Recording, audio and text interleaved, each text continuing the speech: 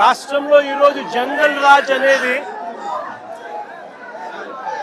ఏ స్థాయిలో ఉంది అని అంటే ప్రజాస్వామ్యం ఎప్పుడో కూని అయిపోయి రాష్ట్రంలో ఉన్న పాలకులు ఈరోజు జంగల్ రాజ్ అంటే ఒక భయానక వాతావరణంతో రాష్ట్రాన్ని పరిపాలించే కార్యక్రమం ఈరోజు జరుగుతూ ఉంది. నేను అడుగుతా ఉన్నాను,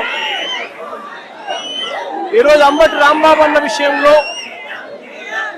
జరిగిన విషయమైతేనేమి,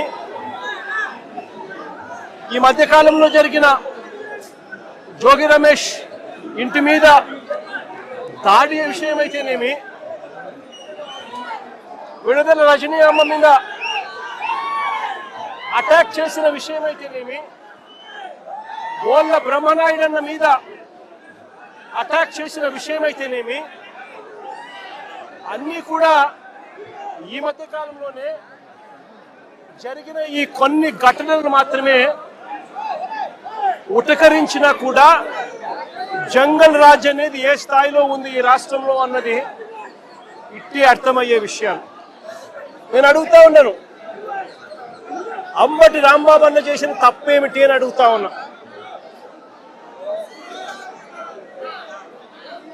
విడుదల రజనమ్మ చేసిన తప్పేమిటి అని అడుగుతా ఉన్నా. జోగి రమేష్ చేసిన తప్పేమిటి అని అడుగుతా ఉన్నా. కరుణాకర్ రెడ్డి తిరుపతి భూముల కరుణాకర్ రెడ్డి చేసిన తప్పేమిటి అని అడుగుతా ఉన్నా. కాకాని గోవర్ధన్ అన్న చేసిన తప్పేమిటి అని అడుగుతా ఉన్నా. బోళ్ళ బ్రహ్మనాయుడు అన్న చేసిన తప్పేమిటి అని అడుగుతా ఉన్నా. కేవలము చంద్రబాబు నాయుడు గారు అనే వ్యక్తి గత సంవత్సరంన్నర నుంచి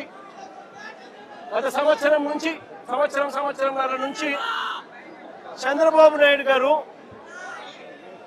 కావాలని ఉద్దేశపూర్వకంగా అబద్ధాలతో కూడిన ప్రకటనలు చేస్తూ ప్రజలను మభ్యపెట్టే కార్యక్రమం చేశాడు. తిరుపతి నెయ్యిలో, పవిత్రమైన తిరుపతి నెయ్యిలో భక్తుల మనోభావాలను దెబ్బతీసే విధంగా కావాలని కుట్రపూరితంగా ఆ నెయ్యిలో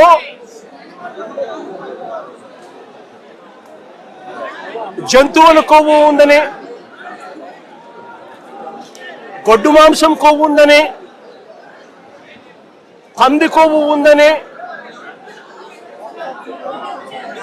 చేప నూనె కలిసింది అని అంటూ రకరకాలుగా చంద్రబాబు నాయుడు గారు కొడుకు, ఇదే చంద్రబాబు నాయుడు గారి పార్టీలో తనతో పాటు కలిసి ఉన్న మరో పవన్ కళ్యాణ్ అనే మరో నాయకుడు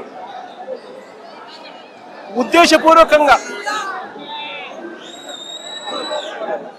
మన వెంకటేశ్వర స్వామి ప్రతిష్టను మనమే దెబ్బతీస్తున్నాము అని చెప్పి ఏమాత్రము కూడా కనీసము దేవుడంటే భయము లేకుండా, దేవుడంటే భక్తి లేకుండా రాజకీయాల కోసం దేవుడిని ఉపయోగించడం మొదలుపెట్టారు.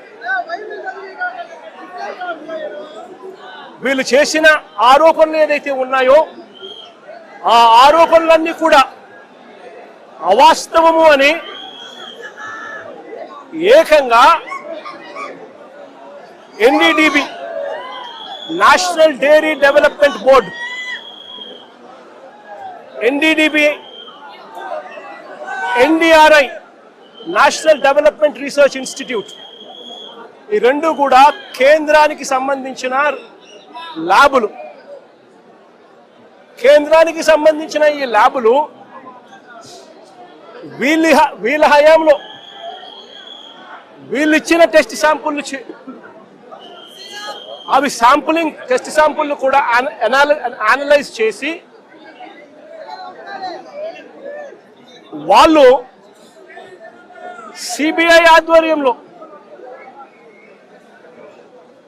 అనలైజ్ చేసి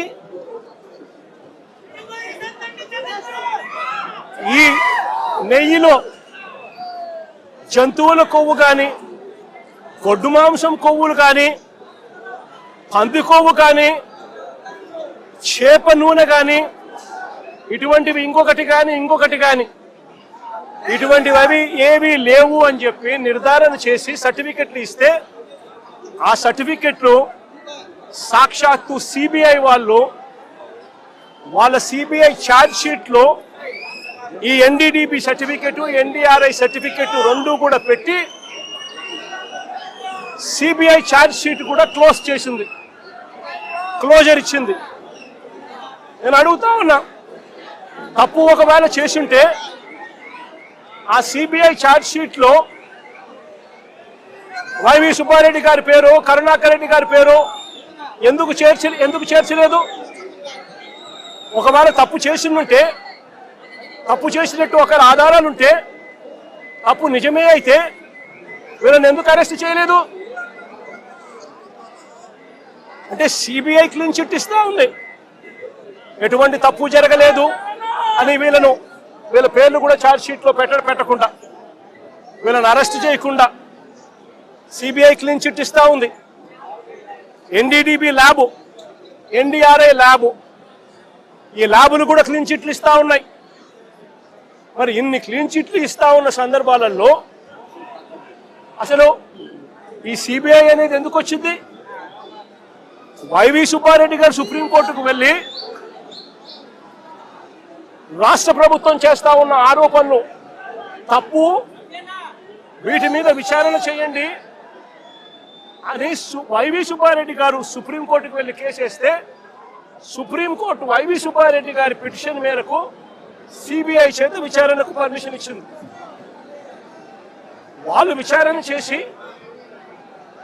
వీళ్ళెవరూ తప్పు చేయలేదు అని చెప్పి నిర్ధారించి ఎన్డీడీబీ, ఎన్డీఆర్ఐ ల్యాబుల సర్టిఫికెట్లు కూడా పొందుపరిచి క్లీన్ చిట్లు ఇస్తే చంద్రబాబు నాయుడు గారు అనే వ్యక్తి, పవన్ కళ్యాణ్ అనే వ్యక్తి, నారా లోకేష్ అనే వ్యక్తి, ఇంకా ఇటువంటి అన్యాయస్తులు ఎవరైతే ఉన్నారో వీళ్ళంతా కూడా చేసిన తప్పుకు చంపలేసుకొని ప్రజలకు, వెంకటేశ్వర స్వామికి చేసిన తప్పులకు లెంపలేసుకొని క్షమాపణ కోరాల్సింది పోయి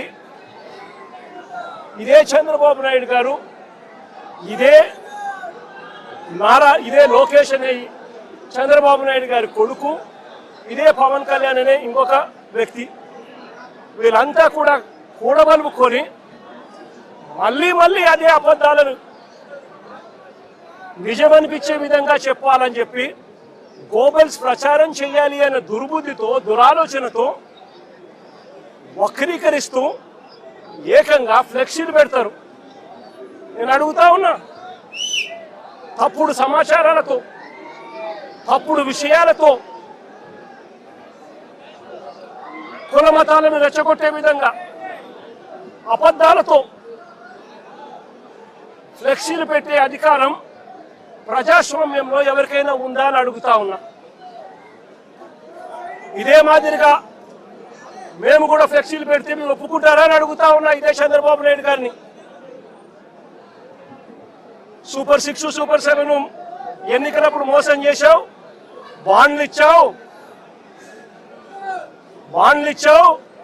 సూపర్ 6, సూపర్ 7 అని చెప్పి ఎన్నికలప్పుడు చెప్పావు, ఎన్నికలు అయిపోయాక మోసం చేశావని చెప్పి ఫ్లెక్సీలు పెడితే ఒప్పుకుంటావా చంద్రబాబు అని అడుగుతా ఉన్నా. అబద్ధాలు చెప్తూ, వక్రీకరిస్తూ అన్యాయాలు చేస్తా ఉన్న ఈ వ్యక్తి మీద ఇలాంటివే ఇంకా ఎన్నైనా చేస్తూ ఫ్లెక్సీలు పెట్టి ఒప్పుకుంటారా అని అడుగుతా ఉన్నాను.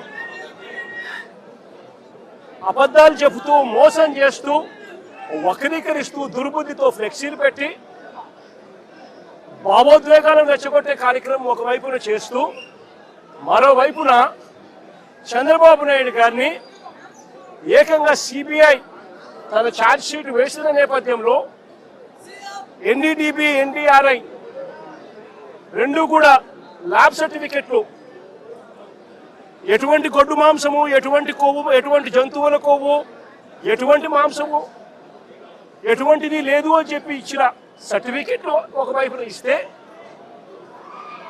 ఇదే పెద్ద మనిషి చంద్రబాబు నాయుడు గారు